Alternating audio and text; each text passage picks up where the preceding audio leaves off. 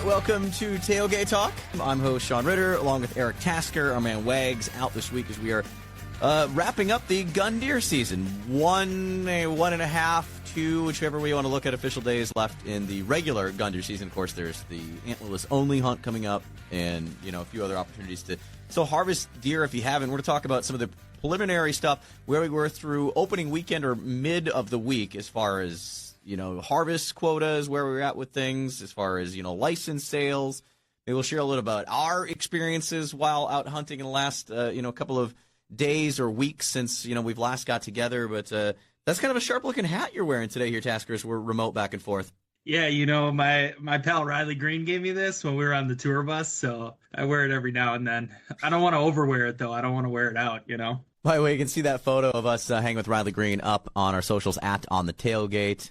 How are you feeling after gun deer season opening weekend? Yeah, well, I guess we can't really complain, we didn't get any deer. My dad and I did not get a deer during the gun season.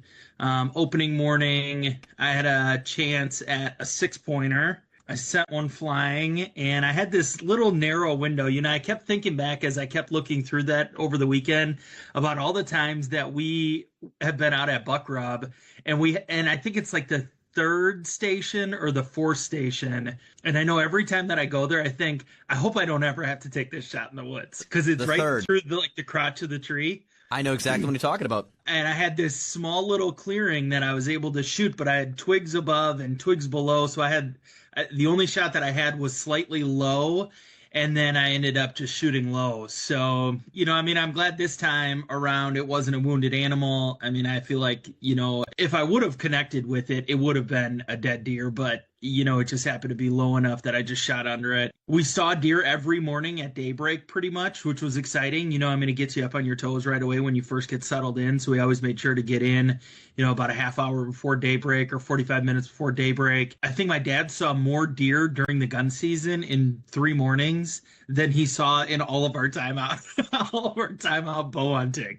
Wow. So my Uncle Greg, shout out to Uncle Greg. He shot his first buck in, I think it was 7 or 8 years, which is exciting. So opening morning right away, about 20 minutes after I took my shot. So it was a short season for him, which is exciting. It's been so long since he's actually been able to harvest a deer. So it's cool for him to be able to do that. And I know he's going to hate that I'm going to talk about this, but he grew out like a goatee. Mm-hmm. And I've always been telling him that he needs to grow out some facial hair. So when he got back to camp, he said, "I'm probably your favorite person right now. I've got facial hair again. I got a buck in camp." There you go. So it was fun, and it was a lot of fun. That's awesome. You mentioned, harvesting. I'm still sitting. I don't gun hunt, so I was not a part of the gun hunting, but, bow hunting, I've still been at that, and I'm still sitting on tags, but it's not for lack of opportunity. Not that I haven't had the chance to shoot plenty of deer. I've just had all small bucks and no does. It's been the weirdest thing. I went from, when we all took our rutcation week, which we talked about a lot in a previous episode of the show. The area that I'm in, the first couple of days saw nothing. Finally, the last day was covered in deer everywhere. And I've kind of been sneaking back into the same similar area and working around there. And again, still seeing a lot of deer, but not a single doe. I've got 3 doe tags in my 1 buck tag, and I don't want to shoot a smaller buck because of what I saw that last time out during the rutcation week, because we all know that that's the opportunity that big animal is going to come back as soon as I burn my tag on something smaller. That's the mystery of hunting every year, where it's you just know that if you shoot a smaller buck, there's going to be a bigger one that's going to walk out after that on the same day, the same sit, within 45 minutes. Right. And I think that was kind of my reason for not shooting some of those spikes that I saw and maybe passing. I think I had a 6-pointer, but was not within range for bow. It was just always that thing of, I sent you that video of that gigantic buck that we had walking through in the snowstorm, which is kind of hard to make out. Yeah, it's up on our page at On the Tailgate. If you follow us, by the way, on Instagram, there's a full video of what you sent, and then I kind of zoomed in on it so you can see just how big of an animal it was. It's just so exciting to have the trail cameras out there, because that there's opportunity there, and it's just a matter of one day, one time is all you need.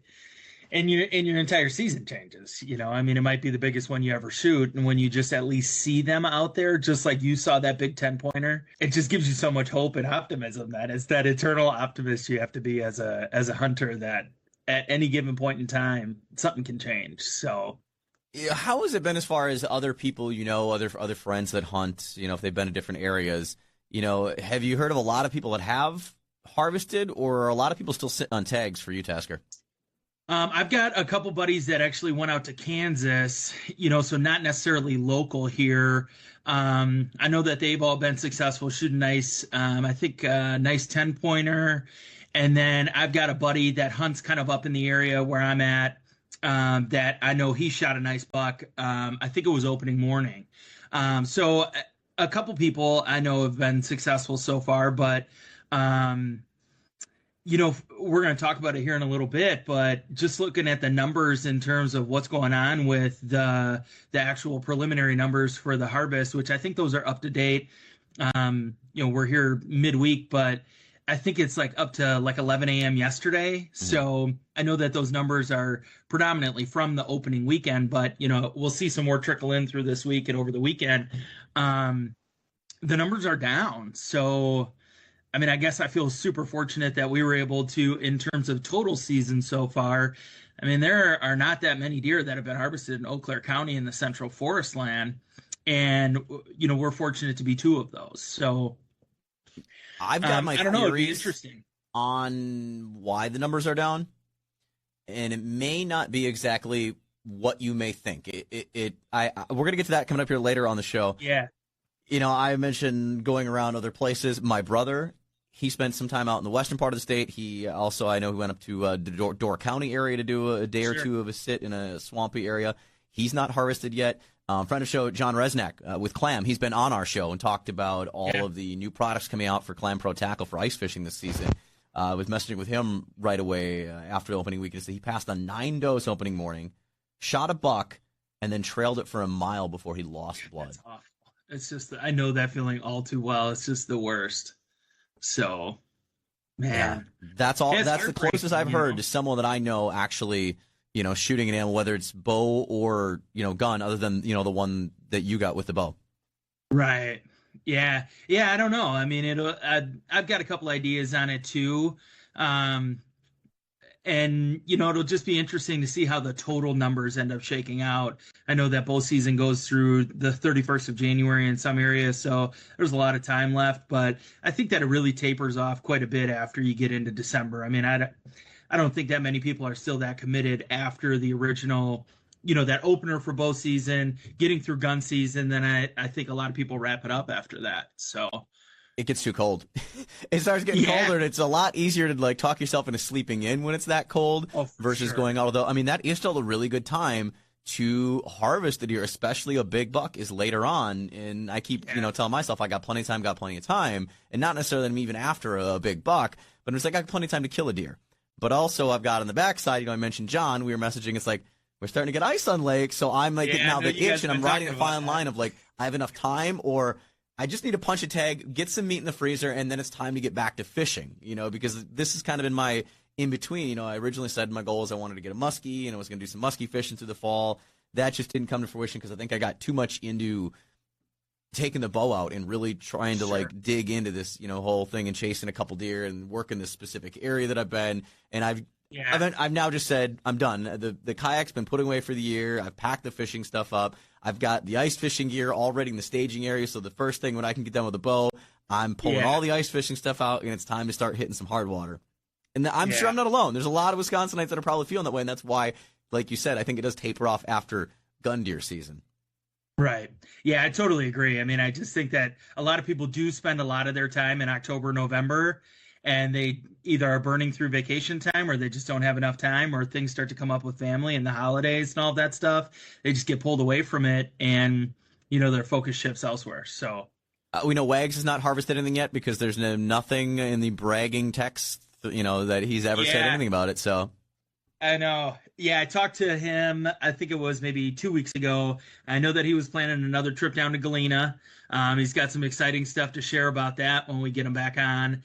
And I won't spoil it, but he's seen some very, very big deer down there. So that's really exciting for him. And hopefully he's able to hunt through the cold. I mean, he's got those blinds, so he'll be able to bring like a little Mr. Buddy or something in there and stay nice and toasty. And hopefully he's got some good stories to share once he's back. Which is so funny. I keep going back to, the message we had gotten a couple weeks ago of like, the difference between Wags and I, that, saying that I'm the guy that, is all the exotic hunts, Right. this and that. And it's like, I'm the opposite. I'm the guy that's like running around the woods, with sticks in a tree stand, hang and bang everything. And Wags is the comfy, cozy guy in all of these, big blinds and these big animals in Illinois and Kansas. And, I'm hunting public land in Wisconsin. I'll tell you this though, there were a couple days, I think it was Monday morning when we were still sitting, we had our last half day that we were up north. I would have died for a box blind and a Mr. Buddy heater or even a ground blind and a heater. Cause we had a cold snap and it was I think it was like 13 or 14 degrees when we got out to the woods. I just could not get warm. So I'm like, you know what? I'm glad this is our last day.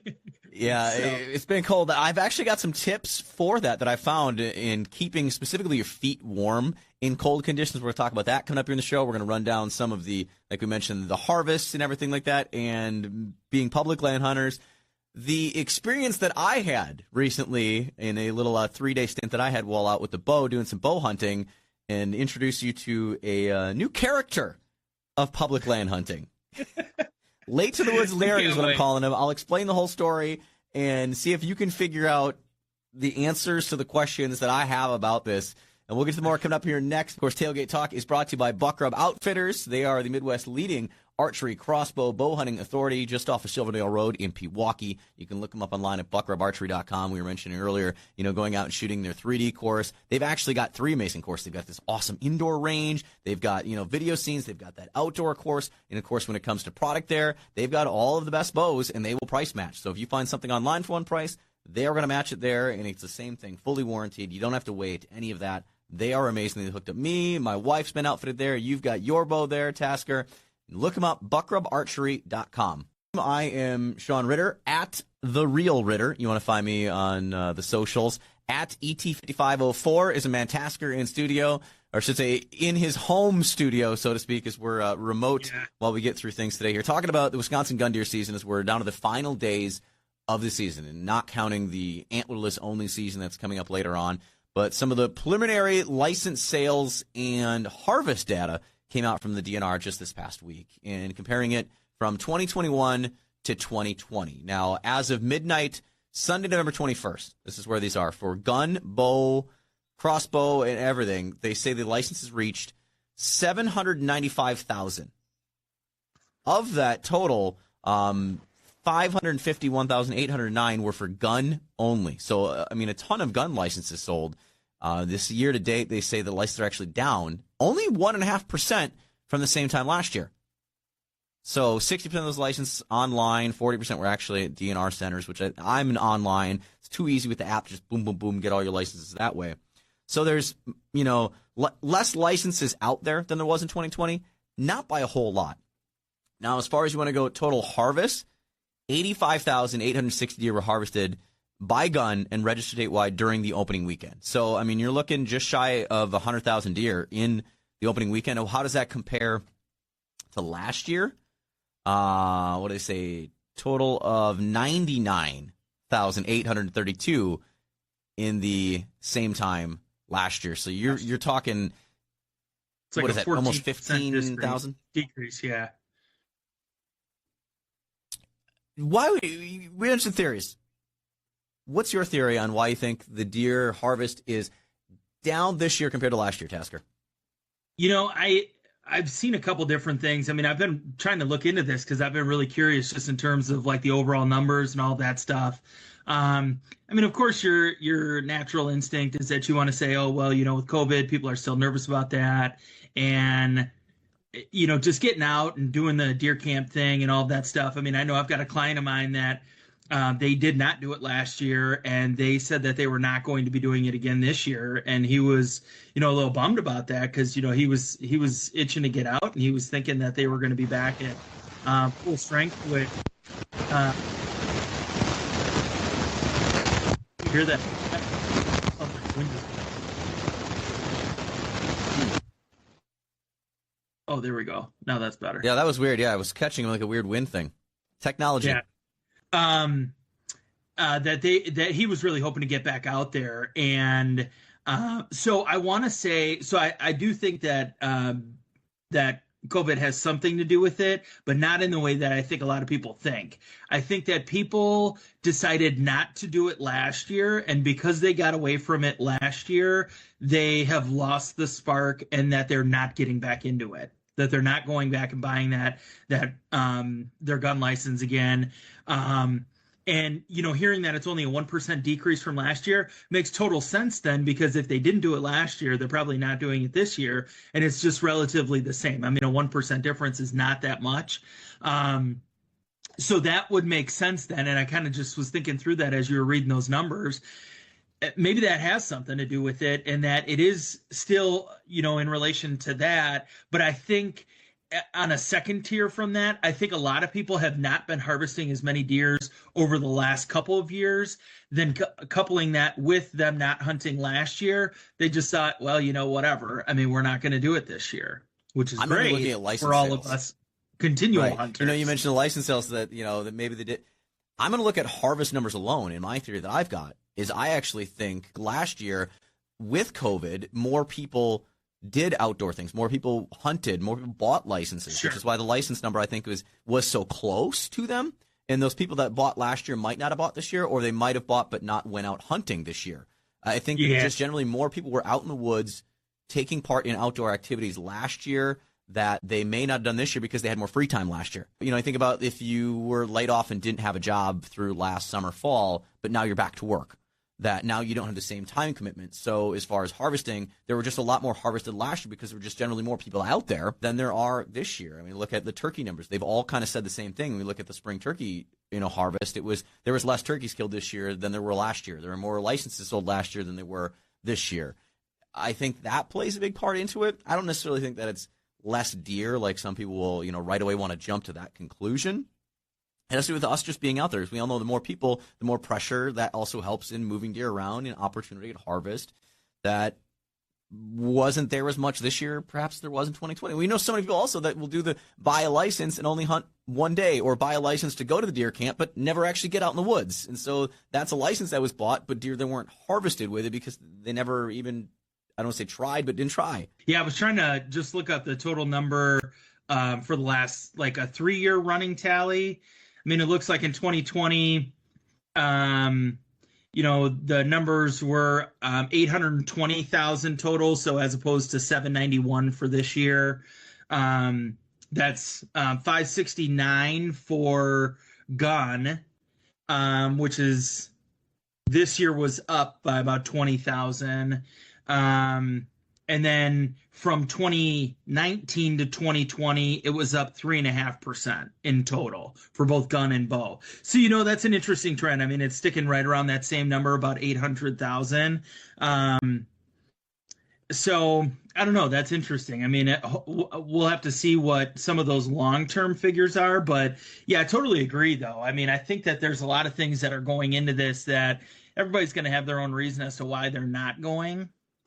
I mean, I think that one thing that we don't think about that was kind of like I don't know, it's something that I think about a lot, and I know we talk about this a lot, but, at one point, the 6 of us were sitting at the cabin just, finishing up dinner and whatever, and just talking about, it's just the core 6 that's always up here. My 2 uncles, my 2 cousins, my dad and myself, and I mean, my uncles and my dad, they're like 68 to 70-ish years old.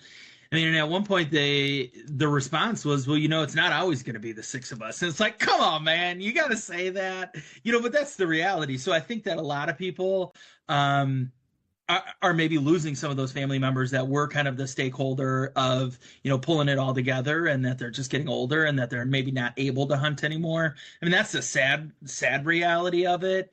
And I don't know. I just hope that every year I think, man, you never know what's going to happen in this next year. So you just try and not to be somber about it, but that's just an unfortunate reality that at some point we're not going to be 6. We could be 5 or we could be 3. I mean, and that's just hopefully that's many years from now. But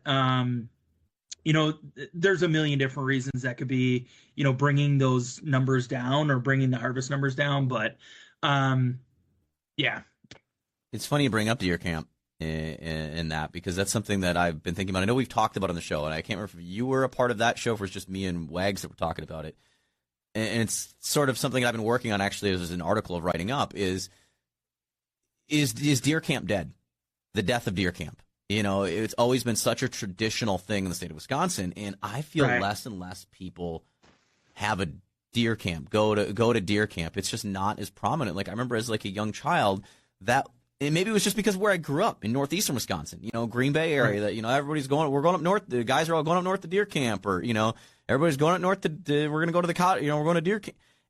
It's not that, here in southern Wisconsin where I live, or maybe it is still that. I feel like those numbers are going down, and having those deer camps aren't a thing. It's got, like, I'm back and I'm like, I want to bring it back. Like, I want to create a deer camp. Like, I don't gun hunt, but like, yeah, I'd love to have that. Like, we've all done the rutcation. So I'm like thinking through, I'm like, man, I feel like I want to start doing, like, I got to find a way to, like, put this together, do something, like, even if it's like an Airbnb, it's like that we can put together and invite, crews of guys, and we all come and do a week of bow hunting in this area, or, just because I think it's kind of a cool experience, and it adds to what it means to be outdoors and share that with others. And if there's less people doing it, whether it's just people are like over it, or like you mentioned, that the people that have been doing it for years, we're losing that generation, and there's not the new generation coming up and doing it anymore. Yeah. The opening morning, we were all walking out of the cabin, and my uncle, who owns the cabin up there, just said good luck today. And my dad said, "Yeah, well, here's your 46." And it's just amazing that you get that.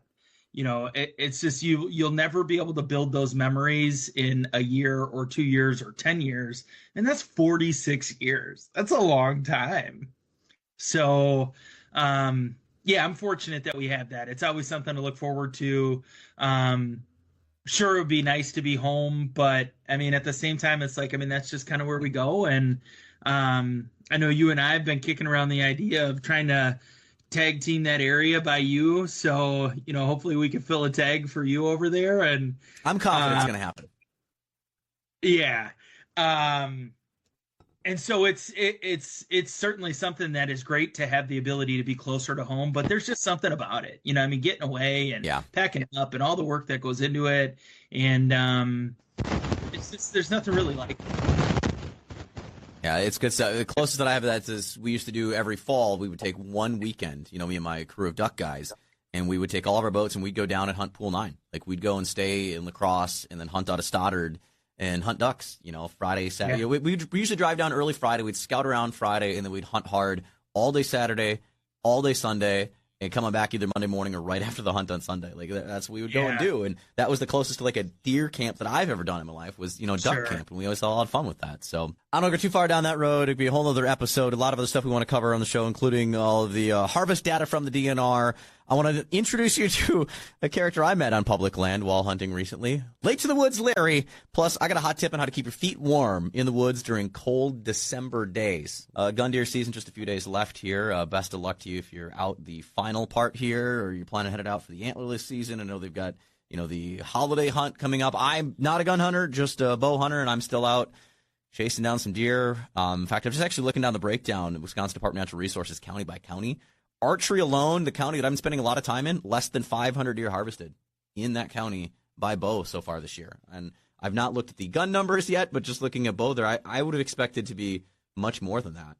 So I wanted to tell you about a story and introduce you to a feller that I'm referring to as Late to the Woods Larry. Before you tell this story, I'm so bummed. Whatever was going on with my reception over the weekend, I couldn't get anything. I couldn't text you. So it was always a mystery every night or every day as to what was going on up there, because I couldn't get you updated.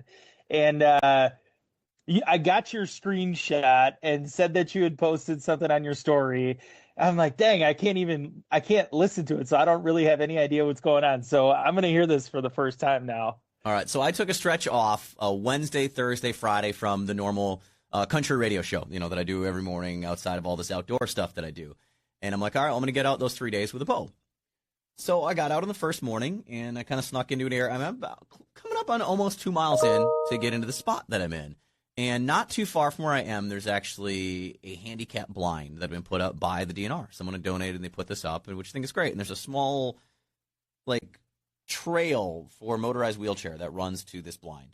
So just painting a picture of a general area, some things, so you know this ahead of time before I really get into the meat and potatoes of the story. Anyway, I'm up in a tree, and I'm up there before light, and already I've got, a big animal walking below me. There was another doe that came by below me before shooting light. A spike buck came by, then a little while later. It gets to be about 8:30 in the morning. And I hear this, commotion and rustling of leaves, and it's, kind of walking toward me. And I turn over and I look, and there's a guy in a bucket hat and a crossbow who's kind of, stumbling down a hill making a bunch of noise. What in the... All right. I mean, it's public land. Fully expect this, but I preface everything with I'm not saying that, this is my spot, it's my area, it's public land. I totally get that, and you're going to encounter other people. This is the first time I've encountered someone other than in a parking lot, and I've only encountered 2 people. That's it, and one of the guys and I got together, and in fact, it was the day that I saw the big 10-pointer. I said, hey, I want to know, where are you going in, where are you planning to go, because I don't want to mess with something you're doing or whatever, just trying to figure it out. And he's like, oh, no, I had to go this way, and I'm like, cool. We both said good luck. On our merry ways, which I think is the way that you should handle any public land situation, right. Especially if you see someone in a parking lot. Don't just do your thing, just walk in. Talk to each other, communicate. So I'm up in the tree. This guy's walking towards me, and eventually gets in a little ravine thing and starts kicking leaves around and sits down. And I'm like, this dude's really close to me, and I'm kind of I wave my arm a little bit. He has no clue, not looking, is oblivious to the fact that I'm there. I'm taking my, release at this point, and I'm kind of knocking it on the tree. Knock, knock, knock, thinking, you'll hear that. At this point, I'm like, you've already done enough. I mean, if there were deer, they spooked, whatever. If I can get you to move out of here, a half hour from now, maybe something else will come back through. He still doesn't see me. And I pull my rangefinder, and I range him at 52 yards. And he's sitting down in this little ravine thing. And so finally, I just stand up in my stand, and I wave my arms back and forth. And he finally gets attention. He's like, oh. And he gets up, and he stumbles around and back up the hill, kicks around some more stuff. And I look beyond him then with my binoculars, and I'm like, what is that? Oh, my God, that's a freaking truck. What is it? What is he doing with a truck? And then I remember that little access trail to the handicap blind that's, probably, I would say that blind's probably 300 yards or so from where I'm at. And I'm like, that's for a motorized wheelchair, bruh. Come on, man. You do you. All right. But again, this is 8:30 in the morning. He comes stumbling out there. And then he gets in his truck and leaves. Oh, my God. And I was just because he saw me. Okay, this spot's done. All right, I'm out of here. I don't know, which is fine. So I'm like, okay, well, I'm coming back in the same area tomorrow. Right. And I did the sin that I never do. I sat in the same tree for the second day because I had a perfect layout and the way they came, and the wind was perfect. I had a great hide. I had the right wind. Sure. The trail they were coming was literally right below me, so I was going to have perfect shots. I'm like, all right, I'm going to do this again. I had a couple more deer I heard kind of move around before shooting light. Gets to be about, 7:15, and I got a little scrub buck that comes walking, and he was prancing and just doing his thing. He literally hung around below me, walking in and around and sniffing every tree and this and that for about, it felt like 20 minutes, but I think it was probably 7-8 minutes. But he was there. He was totally shootable for the whole time. And again, I'm like, smaller buck, can't do it. Still waiting on the bigger one. I still got time. Gotta wait on. Now about 7:45 rolls around, and the same thing. I hear, and I look up, and over that same little kind of knoll, here comes, as I've now called, late to the woods Larry, bucket hat and crossbow, stumbling down the hill. And you can tell this time he gets into the hill, and he looks up, and then he finally saw that I was there. And he turns off and goes a different direction. I didn't see him the rest of the day. I don't know where he went. It was a pretty windy day, so there's a lot of stuff still moving on. I didn't even bother like looking. Or no, I did. I did pull my binos again. I did confirm, yes, there's a truck back there. I did do it again, and I'm like, dude, that's not for a truck, but okay, whatever. Don't end up shooting anything then on Thursday. I go out Friday morning. It is next to no wind. That was like a full moon that night. Like you didn't need a headlamp, nothing. And again, remember, I'm walking in almost 2 miles. Right. I didn't see anything until about 7:05, 7:10. I hear like driving. I hear like a gravel, and then I hear a vehicle. And I pull out the binos, and I look back through. Sure, there it is. Truck pulling right back down that same access trail. I mean, you can barely fit a vehicle on this trail is my thing. Like you were gets out, slams the door, and I'm watching him. He's farting around, kicking some things around, eventually gets dressed, and I watch him walk out with a lawn chair in his hand, crossbow in the other, maybe 50 yards from his truck, puts his back up against a tree and sits down. He, at this point, is about 100 yards from me. I'm like, whatever. It is what it is. Again, public land.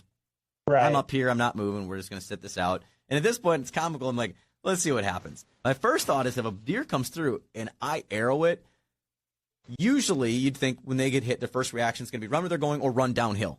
So it was going to be slightly like down a hill, and he would have kind of hit that ravine where he wasn't the guy in the first day where I saw him, which would have ran the deer probably right past this guy, which I'm thinking, great, I arrow one, and it starts running that way and take a shot. He's going to arrow one. So I just kind of played it through, and then this guy, like, I swear he was making bird noises. Blue jays were going crazy, and like he was making a noise back with them. And I'm like, is this a birder? No, like he's got a crossbow. He's not got a camera. And 35 minutes go by. He gets up from his chair and walks back to his truck. And he starts fumbling around with stuff and then starts dropping things. I swear it sounded like a load of lumber. Boom, and things dropping all over the place. And it's like he picked it up and set it somewhere, and then he dropped it again. And at this point now I'm going, okay, it's been 3 days in a row. What's with the drop? Like, what in the actual crap are you doing? Again, I'm not mad at this guy or like, this is my spot. Again, I know this is public land. I'm generally curious at this point. You're coming out at 8:30, 7:45, and like 7:10, not even hanging around for very long, and then like dropping things and making all this noise when you know that there's a guy right there in the tree. The question I start to do is, did it then, by day 3, does that start to border on harassment? Did he want to be in that spot? And because I was there then a third day, then he's like, well, I'm over this. I'm just going to, try and blow it up and make noise. Blow this I don't know. Yeah. What do you think? To blow it out. Yeah. I don't know. That's so odd, though. That's always the mystery of public land is that, if somebody's nearby, you have no idea, this is your first year hunting that area, and, maybe this guy's always sat there. That's always been his spot. Who knows? It's very strange, though, that's for sure. Even that late day, even that late day, the Wednesday, when he got within 52 yards of me, at that point, maybe you could have just come over and have a conversation. You're close enough, bro. Like, the guy could have came over and I would have just totally had a conversation, like, hey, what's going on? And we could have figured things out. Right. And that's where communication is huge. I feel like that's always such like an anxiety-ridden thing for people to do, though, because I know how I feel about like my spot. We've gone to the same spot for like 5 years now. I wouldn't be happy if somebody else was there, but it's like at the same time, it's public land. You don't own that. So there's nothing you can really do about that. So how do you really handle that? And besides having a conversation, there's not really anything that you can do. You can move, but you don't want to move. You got, a spot that you kind of set up and you don't know that guy's story. So how many years has he been hunting there? Has he always gone to the same spot? You don't know what the other person's history is, so that's where it just comes down to, you're almost in a position now, if he continues to show up, you might even just be better off just getting out of the tree and going over there and just saying like, hey, I know we're kind of in the same area here. Like, I don't want to be on top of you. You don't want to be on top. Like, where can I go, or what can we do to make this accommodation work? And we both be happy about it. Right. You And know? I've got a whole lot of areas and, spots, so to speak, in that area that I know that I could get to or could go to. And I've got a bunch of other stuff marked off, which is where, again, if you just come up like, oh, and we just chatted things out, am I the, abnormal person that if by that, even that first day, he's like, oh, I always come here, and again, he may have been an older gentleman, obviously with a crossbow. My first thought is that, he's something older and Right. he wasn't, didn't appear very nimble moving around, Right. I would have easily been like, hey, if this is where you normally are and you like this and cool, tomorrow, totally come on back. This is all yours. I'll go somewhere completely different. I got another great spot, a place I've been meaning to sit for a while that I still just haven't given the chance to because I kind of pushed in on this and I found some hot stuff in here and you got to hunt what's hot. But, I would give it up. If he shoots the big one, I'm going to be I'm going to be a little bummed. I'm not going to be upset. It is what it is. Yeah. Yeah, I don't know, man. That's just I'm very fortunate about where we are because we have a number of hunters that are on the same rustic road or whatever, county road that we're on. But we're all we're hundreds of yards apart. Mm-hmm. So it's just my dad and I are close, but the next closest people are probably 400 yards, 500 yards, 600 yards maybe to the west of us. So, we've always been fortunate with that. The problem that we have is that there are guys that will do drives, Mm-hmm. and that I think just kind of drives me absolutely insane. That just during the gun season, and you see all of and that's something I could go off on forever. But my concern with that is always, these guys, they see that there are a half dozen trucks on this road and they still walk through the woods. That pisses me off because it's there's people out there. Why are you doing that? And I just don't think it's safe is the biggest concern that I always have with that because you don't know where those people are. You don't know if they're on the north side of the road or the south side of the road. And they just walk through and we're in blaze, but you could still take a shot that, fortunately, I'm so far up the tree that I'm not really worried about it. But, my dad's not that high up, 12 or 14 feet or whatever. And that's just part of the misery of public land. Do you change your opinion if they push a deer to you? It's never happened, so I can't say that would be the case. So if that does happen at some point in time, yeah, that'd be great. But if the thing's on a full-on sprint, it's not like I'm really going to be able to take a safe shot at it anyways. So I don't know. And I don't know if I'm in the minority on that or not, but I just, that's always just absolutely driven me crazy because I just think that it's so dang unsafe. And I think that it's like a courtesy thing where, there's a number of trucks that are out in the area and you guys still walk through there. I don't know, man. It's just, that's my gripe. That's my rant for the day. The only thing that gets me, especially with archery, I understand the distances are different. So I'm there's how many people are in there. You can be a little closer, I feel, with bow, just because from a safety standpoint. But my concern of where I get frustrated, my gripe would be, don't screw up my wind. Don't wind me. Yeah. Don't have your wind coming directly at me and screw my thing up because I'm a huge player of the wind. I don't believe in scent killer products. I think they're an absolute. They might help minimally, but to me, I don't bother. I'd rather play the wind. The closest you'll get to me with scent products is I've got a tub that I keep my hunting clothes and the stuff that I hunt with, and I'll throw pine boughs and stuff like that in there. So right now, if you go in the back of my vehicle, if I'm headed out hunting and you pop open the thing, you'll have some, my boots, stuff, clothes in there, and then I've got pine boughs layered in between each stuff. So I'll smell a little bit like pine. That's the closest I go to dealing with any kind of scent, so to speak. Yeah. We usually do the scent killer stuff. We've also tried, I think we talked about this at one point. I don't know if this was a sidebar conversation or not, but, using some of the ozone stuff.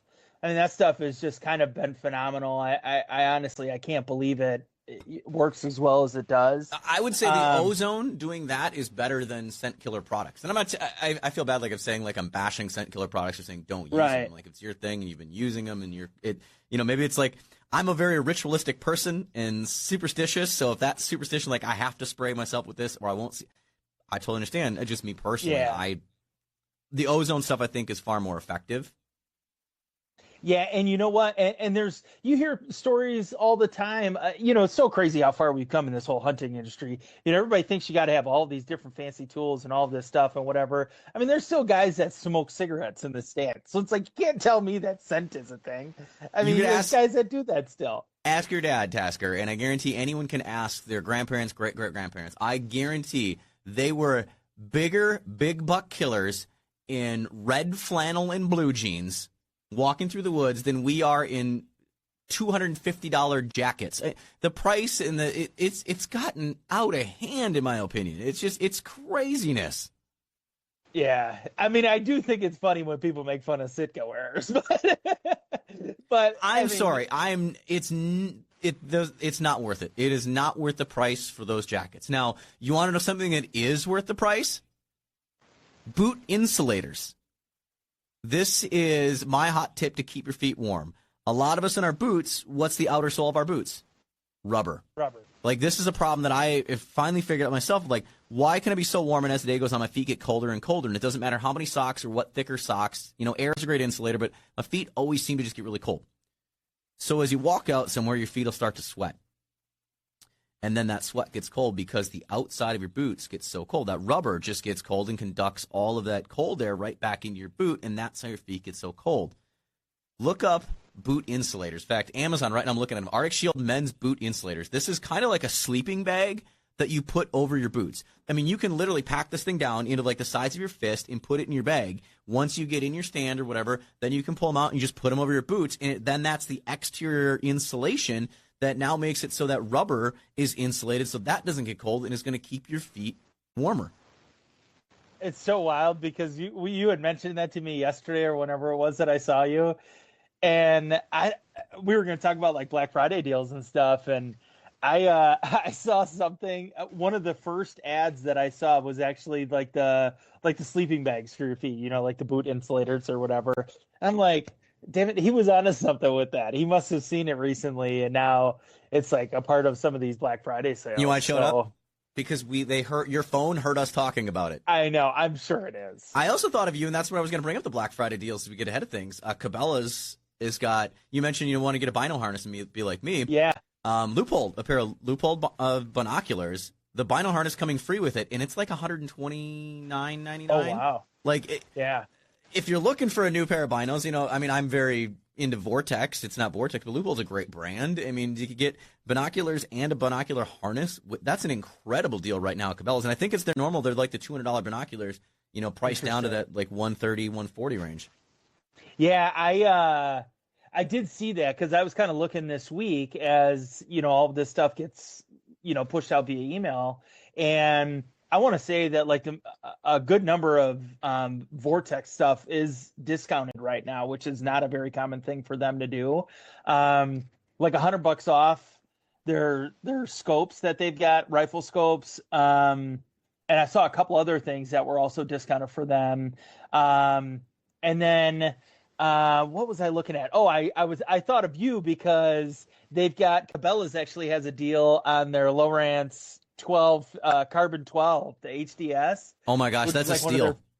Yeah, I think it's like $1,500 right now. It doesn't have what their normal price is though. So I'm not sure. They've got the full setup of the active imaging and the live scope stuff all on it for just a screaming deal. I think it comes out to was like 30. It's right around like the $3,000, and that's for the 12-inch HDS.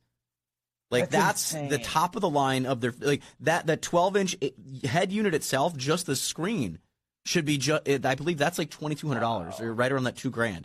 So you're getting like the full package of everything for right around.